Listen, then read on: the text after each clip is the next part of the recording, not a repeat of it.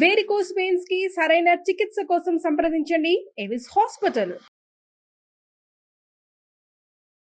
ఉలూఖలం వా యమినాం మనో వా గోపాంగనానాం కుచకుట్మలం వా మురారినాం నః కలభస్య నూనం అలానమాసీత్రయమేవ భూమౌ. భూమి మీద మూడే మూడు అడ్డుకట్టలు ఉన్నాయటండి. ఇదేమి ఎలాంటి దానికి? మురారి నామ్నః కలభస్య. మురారి అంటే మురరిపు కృష్ణుడికి, కృష్ణుడనే మదగజానికి మూడే మూడు అలానాలు కట్టుతాళ్ళు ఉన్నాయి. ఏమేమిట?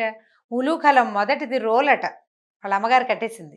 రెండోది యమినాం మనః యోగీశ్వరుల మనస్సు. మూడోది గోపాంగనానాం కుచకుట్మలం గోపాంగనల యొక్క స్థన ప్రదేశమే కృష్ణుణ్ణి కట్టగలిగే తాడు అని చెప్తున్నారు. కృష్ణుడు అనే మదగజం ఆ మూడు చోట్లే స్థిరంగా ఉంటుంది.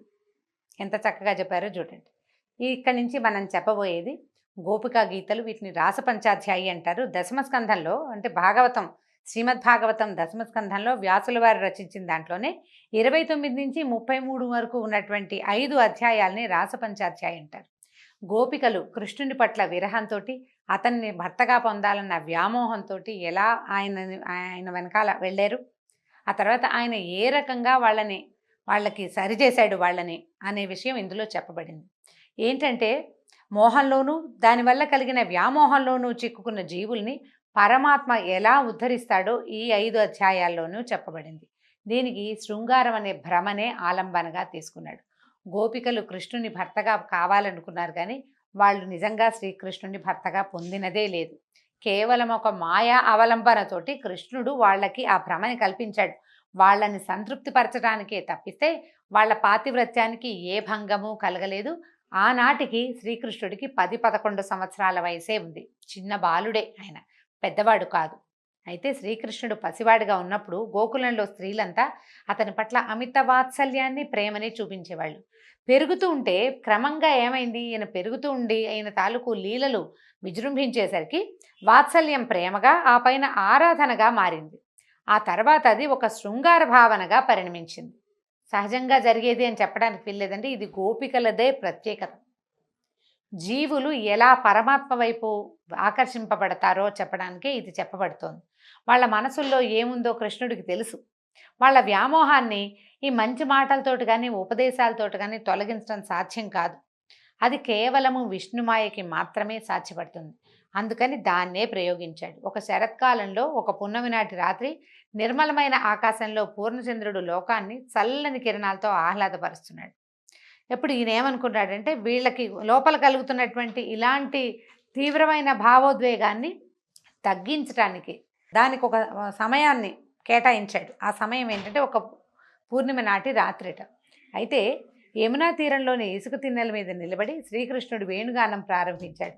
అవ్యక్త మధురమైన ఆ గానం నిశ్చలమైన గాలిలో తేలి గోకులానికి చేరింది. ఆ గానం విన్న గోపకాంతలు యోగమాయా ప్రభావానికి లోనయ్యి ఒళ్ళు మరిచి ఎలా ఉన్నవాళ్ళు అలాగే సగం అలంకారాల్లో ఉన్నవాళ్ళు, సగం వస్త్రాలు వేసుకున్న వాళ్ళు, సగం తల దువ్వుకున్న వాళ్ళు, పువ్వులు పెట్టుకుంటూ పువ్వులు కడుతూ పువ్వులతోటి వెన్న చిలుకుతూ వెన్నతోటి అన్నం తింటూ అన్నం చేత్తోటి ఎలా ఉన్నవాళ్ళు అట్లా లేచి బయలుదేరేశారు. ఒకరికి తెలియకుండా ఒకళ్ళు బయలుదేరి వచ్చేసారు. నన్నే పిలుస్తున్నాడు అనిపించింది ప్రతి వాళ్ళకి. ఎవరి దారిని వాళ్ళు వచ్చేసారు. ఈ వచ్చేసేసరికల్లా ఈ వచ్చిన వాళ్ళు ఎలా వెళ్ళారంటే ఎవరో ఒక పరపురుషుణ్ణి చేరడానికి వెళ్తున్న స్త్రీలలాగా వెళ్ళిపోయారు. అది కృష్ణుడని భగవంతుడని ఆ ధ్యాసలో వాళ్ళు లేరు.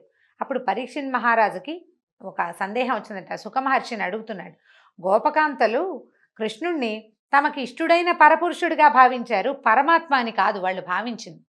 పరపురుషుణ్ణి చేరడానికి వెళ్తున్నామన్న భావనతోటే వెళ్ళారు. వాళ్ళు చేసింది తప్పు కాదా? తప్పు కదా, అది జారత్వం, అది తప్పు కదా అని పరీక్షిత్ మహారాజు అడిగాడట. అడిగితే సుఖమహర్షి చెప్పాడు, ఏ భావంతోటైనా పరమాత్మని నిత్యం హృదయంలో నిలుపుకునే వాళ్ళు తప్పక స్వామిని చేరుతారు, స్వామి సాయుధ్యాన్ని పొందుతారు. రాక్షసులు కూడా ఇలాంటి పనే చేస్తారు. కోపంతో, క్రోధంతో, అసూయతోటో ద్వేషంతోటో భగవంతుడిని తలుచుకుంటూ ఉంటారు. వాడికి సాయుధ్యం లభిస్తుంది. ప్రేమగా తలుచుకున్న వాళ్ళకి అంతే. వాళ్ళ భావం ప్రధానం కాదు, తలచటం, తలంపు చాలా ప్రధానమైంది. భగవంతుణ్ణి భావించటం చాలా ముఖ్యమైనది. అది సరే. ఇప్పుడు చూడండి, ప్రేమతో గోపికలు కోపంతో శిశుపాలుడు, భయంతో కంసుడు, స్నేహంతో అర్జునుడు, భక్తితో నారదుడు, వీళ్ళంతా స్వామి సాయుధ్యాన్ని పొందారు. దాని తోడు ఇప్పుడు ఏమైంది, ప్రస్తుత పరిస్థితిలో వందలాది మంది గోపికలు గోపకాంతలు కృష్ణుడి వద్ద చేరారు. వాళ్ళు వచ్చినందుకు శ్రీకృష్ణుడు పొంగిపోలా, ఆనందించలా, ఏం లేదు, వాళ్ళని ప్రోత్సహించలా, కామ్గా ఊరుకున్నాడు. ఏమంటున్నాడంటే, ఇట్లా రాత్రిపూట ఈ రాత్రి వేళ ఇలా ఇల్లు వదిలి రావచ్చా అటవీ ప్రాంతాలకి? మీరు ఇట్లా వచ్చేస్తే మీ భర్తలు మీ మీద ఎంత బెంగ పెట్టుకుంటారు, పిల్లలు మీకోసం ఏడుస్తారు. వెంటనే ఇంటికి వెళ్ళిపోయింది, మీ భర్తల్ని సేవించండి, అది మీ కర్తవ్యం. మీకు నా మీద భక్తి ఉందని తెలుసు. నా గాథలు వినటం, నా కథ వినటం, నా రూపాన్ని మనసులో నిలుపుకోవటం వల్ల భక్తి దృఢమవుతుంది, కానీ భౌతికంగా నాకు సన్నిహితంగా అవడం వల్ల భక్తి బలపడదు. ఇది వేరే భావంలోకి రూపాంతరం చెందుతుంది. కాబట్టి దూరంగా ఉండి మీ పని మీరు చేసుకుంటూ నా గాథలు వినండి, నన్ను తలుచుకోండి, నా రూపధ్యానం చేయాలి అని అనేసరికల్లా, ఇలాగా మీలాంటి పతివ్రతలు ఇలా పరపురుషుణ్ణి భావించి ఇలా దూరం వచ్చేయడం మీకు తగదు, కష్టాల పాలవుతారు, ఉత్తమ గతులు చెడతాయి, కుటుంబ జీవితం పాడవుతుంది, అందుకని పిల్లలు ద్వేషిస్తారు మిమ్మల్ని, మీరు ఇంటికి వెళ్ళిపోండి అన్నాడు. అనేసరికల్లా గోపికలకి నచ్చలేదట. మేము సర్వం పరిత్యజించి నీ కోసం వచ్చాం, నన్ను కాదనద్దు. నా పక్కనున్నది కూడా నాలాగనే ఎలా వచ్చింది అన్న భావం కూడా లేదండి వాళ్ళకి. ఇంతమంది ఒకనే కోరి వచ్చామేమిటి అని కూడా అనిపించలే. అసలు ఆ మమేకం అయిపోవాలి భగవంతుడితోనన్న తీవ్రమైన భావాల్లో ఉన్నారు వాళ్ళు. అయితే ఎంత బతిమలాడేస్తున్నారు, మేము వెళ్ళము, మేము నీతోటే ఉంటాము, సర్వం పరిత్యజించి నిన్ను పొందాలని కోరికతోటి వచ్చాం, మమ్మల్ని కాదనద్దని ఏడుస్తూ ఉండిపోయారు. ఏడుస్తుంటే ఇక వీళ్ళని చేయలేము, మన వల్ల కాదనుకున్నాడు కృష్ణుడు. ముందు ఇప్పుడు ప్రస్తుతం లొంగరు వీళ్ళు, అంతర్ధానం అయిపోయేసరికల్లా వీళ్ళంతా ఏడవటం మొదలుపెట్టారు. బిత్తరపోయారు, తెల్లబోయారు వాళ్ళు. ఇదేమిటి, భగవంతుడు కృష్ణుడు మాయమైపోయాడని. ఇక ఏం చేస్తున్నారో తెలియకుండా ఈ కృష్ణుడి వియోగాన్ని తట్టుకోలేక పిచ్చివాళ్ళు అయిపోయారు.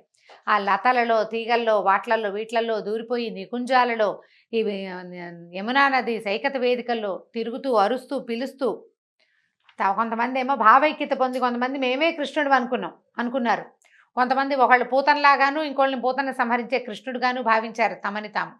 ఇంకొంతమంది ఏమో ధేనుకాసురుడు గాను, ఇంకొంతమంది ఇంకో అసురుడు గాను, నేను తృణావర్తున్నని, నేను శకటాసురుణ్ణని, ఇలా రకరకాల, నేనే కాళీయుణ్ణని, ఇలా అనేక రకాల భావాలకు లోనవుతూ కృష్ణుడితోటి మమేకమైపోయారు, పిచ్చెక్కిపోయారనమాట.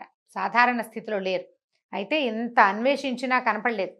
ఎంతో వెతికి మేము మీ దాసీలం, ఏమీ ఆశించి దాస్యం చేయట్లేదు, మాకు నువ్విచ్చే వద్దు, నువ్వే కావాలి, మాకు భగవంతుడు ఇచ్చే వరాలు అక్కర్లేదు, వీళ్ళకి భగవంతుడే కావాలని ప్రార్థిస్తారనమాట. నీ చూపులకి లొంగి, నీ కంటి చూపుకి లొంగి నీ దగ్గరికి వస్తే ఇంత అన్యాయం చేస్తావా, ఇలా హింసిస్తావా, ఆయుధంతో చంపితే హత్య అంటారు, ఇలా కంటి చూపుతో చంపితే దీన్ని ఏమనాలి అని విపరీతంగా ఏడ్చారు.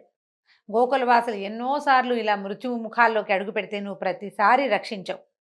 కార్చిచ్చుల్ని తాగేసావు, దావాగ్ని వస్తే దాన్ని ఎత్తి తాగేసావు, వానలు వస్తే కొండనెత్తి మరీ రక్షించావు మమ్మల్ని. మరి అలాంటప్పుడు మమ్మల్ని ఎట్లా రక్షించకుండా వదిలేస్తావు? అందరినీ రక్షించావు, మమ్మల్ని కూడా రక్షించాలి కదా. నీ పాదాలని తలుచుకుంటూ అసలు పాదాలనే వర్ణించలేము. ఆ పాదాల సౌందర్యమే ఆ నిరుపమాన సౌందర్యం, తలుచుకోకుండా ఉండలేము. ఎంత చెప్పినా తనివి తీరదని, అసలు మామూలు పిచ్చి కాదనమాట.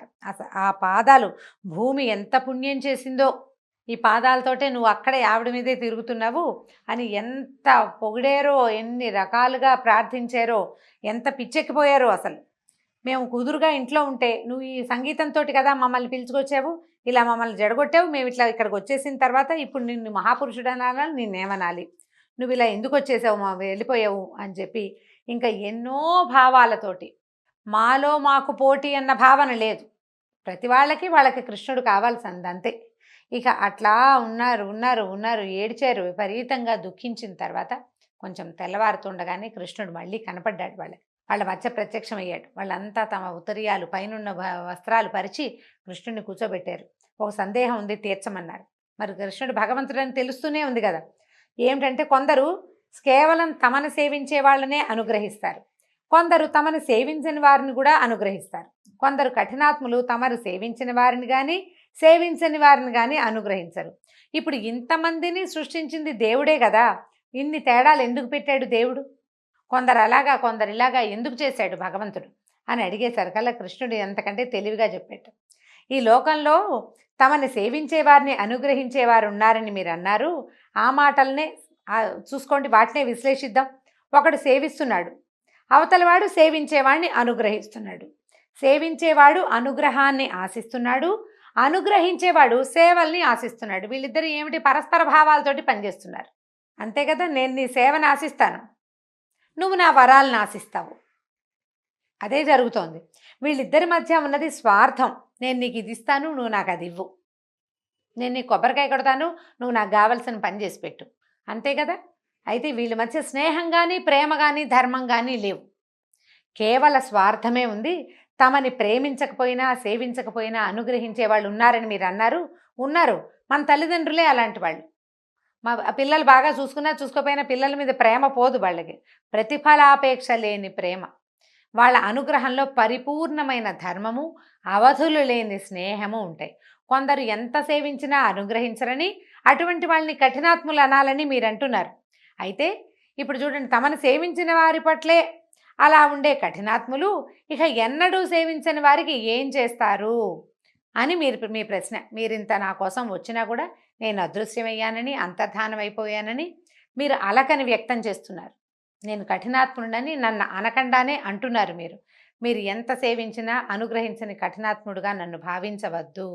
మీరు ఏది ధర్మం ఏది అధర్మం అని తెలుసుకోకుండా మిమ్మల్ని మిక్కిలి ప్రేమించే కుటుంబాన్ని, కుటుంబ సభ్యుల్ని, బంధువులని, భర్తలని వదిలిపెట్టి ఇట్లా వచ్చేశారు. ఇలా నాతో ప్రత్యక్ష అనుభవం ధర్మం కాదు. నాతో శృంగారం అనేది ధర్మం కాదు. సఖులారా, ఒక పేదవాడికి అనుకోకుండా అఖండ ఐశ్వర్యం లభించింది. దాన్ని ఆనందంగా అనుభవిస్తుంటే ఆ ఐశ్వర్యం ఉన్నట్టుండి పోయిందనుకోండి, వాడు రాత్రింబవళ్ళు పోయిన దాన్నే తలుచుకుంటూ ఉన్నదాన్ని గుర్తించడు, ఇంకా ఇతర విషయాలు పట్టించుకోడు. అలాగే నేను ప్రేమించే భక్తులకి, అంటే నన్ను ప్రేమించే భక్తులకి నా ధ్యానం నిరంతరాయంగా కొనసాగటానికి నేను కొద్దిసేపు కనిపించి అదృశ్యమైపోతాను. నా పరోక్షంలో మీ తలపులు నా మీద స్థిరంగా ఉంచటం కూడా అలవాటవ్వాలని మీ మధ్య నుంచి అదృశ్యమయ్యాను, కానీ మిమ్మల్ని బాధించడానికి కాదు. మీరు కులస్త్రీలు, భక్తులు, నా కోసం లోకపు కట్టుబాట్లని, గృహస్థ ధర్మాన్ని వదిలిపెట్టి వచ్చేశారు. మీ ప్రేమ కల్మషం లేదు. ఈ అనన్య భక్తికి నేనేమిచ్చినా తక్కువే అవుతుంది.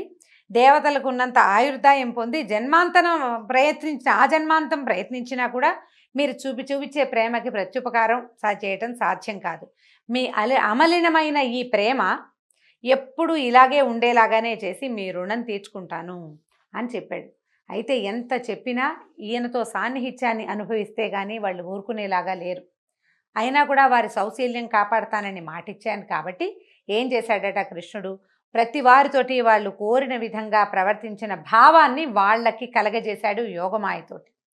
అందుకని ఏం చేశాడు, మనం రాసోత్సవం చూస్తాం, హరికి నడుమ వయారి, లేదా ఇద్దరు స్త్రీలకి మధ్యలో హరి అని పద్యాలు పాటలు వింటూ ఉంటాం. దీన్ని అంగనామంతరే మాధవం చాంతరేన అంగన అని కృష్ణకర్ణామృతంలో కూడా చెప్పారు. ఇద్దరు అంగనలకి మధ్య మాధవుడు, ఇద్దరు మాధవులకి మధ్య ఒక అంగన అని చెప్పి ఏం చేశాడు, ప్రతి వాళ్ళతోటి కృష్ణుడు వాళ్ళతోటే ఉన్న భావనని కలిగించాడు. ఒక కృష్ణుడే ప్రతి గోపికతోటి తను ఒక కృష్ణుడుగా కనిపించాడు. అందరూ చేతులు పట్టుకుని వలయాకారంగా నాట్యం చేయటం మొదలుపెట్టారు. నాట్యం చేయటమే రాసక్రీడ అని చెప్తారు దీన్ని. అయితే ఇట్లా కృష్ణుడు అనేక మంది కృష్ణులై వాళ్ళకి భ్రమ కలిగించాడు. క్రమంగా సాన్నిహిత్యం పెరిగిన భావన, అతన్ని కౌగిలించుకోవటం, ముట్టుకోవటం, స్పర్శించటం, అతనితోటి మమేకంగా ప్రవర్తించటం వల్లే కృష్ణుడు తమవాడైపోయాడని, తమ సొంతమైపోయాడనే భావనని గోపికలు లోపల పొందారు. అంటే భౌతికమైన స్పర్శ లభించటం వల్ల ఇతను మనవాడేనన్న భావనని వాళ్ళు పొందారు. తర్వాత అందరూ కలిసి కృష్ణుడితో జలక్రీడలాడారు. ఇలా వర్ణిస్తుంటే ఒక పరీక్షణ్ మహారాజుకి చాలా డౌట్లు వచ్చినాయి, మనకు కూడా వస్తాయి. ఇప్పుడు ధర్మ ప్రతిష్టాపనకి అవతరించిన కృష్ణుడు పరభార్యల్ని ఎలా స్పృశించాడు, ఇది లోక మర్యాదని అతిక్రమించడం కాదా, ధర్మ విరుద్ధం కాదా అని అడిగితే శుకులు చెప్తున్నారు, యోగమాయ ప్రభావం చేతే శ్రీకృష్ణుడు గోపికల మనసులోని శృంగార భావాలు పోగొట్టడానికి సంకల్పించాడని ఇంతకుముందే చెప్పబడింది. కొన్ని వందల అద్దాలు వివిధ కోణాల్లో అమర్చి ఉన్న చోటకి ఒక చిన్న పిల్లాడు వెళ్ళాడు అనుకోండి లోపలికి. వాడు తన ప్రతిబింబాలనే అన్ని చోట్ల చూసి తనలాంటి వాళ్ళే చాలామంది పిల్లలు ఉన్నారని భ్రమపడతాడు. వాళ్ళందరూ తనతో ఆడుకోవడానికి వచ్చారని అనుకుంటాడు. తను చేసిన ప్రతి కదలిక వాళ్ళందరూ చేస్తుంటే వాళ్ళతో ఆడుకుంటున్నాననే భావనలో ఉంటాడు. పిల్లవాడు నవ్వితే అందరూ నవ్వుతారు, అద్దాల్లో ఉన్న పిల్లలంతా నవ్వుతారు కదా. ఒక అద్దాన్ని ముట్టుకుంటే అన్ని అద్దాల్లోని ముట్టుకున్న పిల్లలందరినీ ముట్టుకున్న భావం కలుగుతుంది. పట్టలేని ఆనందంతో పిల్లవాడు చాలా సంతోషపడిపోతాడు. వాస్తవానికి ఏముంది అక్కడ, ఉన్నది ఒక్క పిల్లవాడే. అతను ఏ ప్రతిబింబాన్ని ముట్టుకున్నది లేదు, ప్రత్యేకంగా ఆడింది లేదు. అలాగే శ్రీకృష్ణుడు గోపవనితలకి తనతో విహరించిన భావాన్ని కలగజేశాడు. వాళ్ళు ఆనందించేలాగా చేశాడు. కరస్పర్శలు, ఆలింగనాలు మొదలైన చేష్టలతో తమని అలరించిన అనుభూతిని కలిగించాడు. భగవదనుభవం జీవులు కోరితే కలిగేది కాదు, ప్రయత్నిస్తే లభించేది కాదు. వాళ్ళు ప్రయత్నం వల్ల ఆ అనుభవం పొందే అర్హత మాత్రమే కలుగుతుంది. ఆ పైన భగవంతుడు అనుగ్రహించినప్పుడే ఆ అనుభవం దొరుకుతుంది ఎవరికైనా. మనం ఎంతో ట్రై చేస్తాం, మెడిటేషన్లు అవి ఇవి చేస్తాం, బోల్డ్ అంత ప్రార్థన చేస్తాం, విపరీతంగా పూజలు చేస్తాం. మనం ఏంటి దానికి వెళ్ళడానికి ఒక మెట్టెక్కుతున్నాం అన్నమాట. సాధనలో, ఉపాసనలో మనం మెట్లెక్కుతాం. ఆ ఆఖరి మెట్టుకి భగవంతుడు మనని చేదుకున్నప్పుడే మనం పైకి ఎక్కగలుగుతాం. అప్పుడే మనకి పూర్తిగా భగవద్ అనుభవం కలుగుతుంది. ఆయన ఒప్పుకుంటే కానీ అది కుదరదు. మన కర్మ పరిపక్వం అయితే కానీ భగవద్ అనుభవం, భగవత్ సాక్షాత్కారం కుదరదు. అయితే ఈ స్త్రీల అనన్య భక్తి వాళ్ళకి ఆ అర్హతనిచ్చింది. అప్పుడు వాళ్ళ కోసం కృష్ణుడు ఒక భావనాత్మకమైన ఈ సన్నివేశాన్ని కల్పించాడు. భావనా జగత్తులో పరమాత్మ ఒకడే బింబం, అతడే సత్యం. జీవులందరూ కూడా అతని ప్రతిబింబాలు మాత్రమే. ఈ ప్రపంచం, ప్రకృతి ఒక అద్దం లాంటిది, అంతే. ఆ భగవంతుడు అందులో రకరకాల రూపాల్లో కనపడతాడు. అది చెట్టు రూపంలో ఉన్న అద్దం అనుకోండి, భగవంతుడు చెట్టులాగా కనిపిస్తాడు, అంతే. అంతకంటే ఏమీ లేదనమాట. అంతా భ్రమే, ఉన్నదంతా ఇదంతా మాయ, మిథ్య. ఉన్నదంతా భగవంతుడు మాత్రమే, అదొకటే సత్యం. ఇప్పుడు ఈ గోకులంలో ప్రతివాడికి, ప్రతి పురుషుడికి, ప్రతి పిల్లవాడికి తమ ఇంట్లో స్త్రీలు తమ ఇంట్లోనే ఉన్న భావన కలిగిందట. వాళ్ళు తమని కాదని బయటికి వెళ్ళిపోయారనే భావన రాల. ఇక్కడున్న ప్రతి గోపికకి కృష్ణుడు తనతోటే ఉన్నాడని ఒక భ్రమ కలిగింది. అంతా భ్రమే, అంతా కృష్ణమాయ. ఈ కృష్ణమాయతోటి ఈరోజు భాగవత కథాసుధ సమాప్తం. రేపు తర్వాత భాగంతో మళ్ళీ కలుసుకుందాం. నమస్కారం.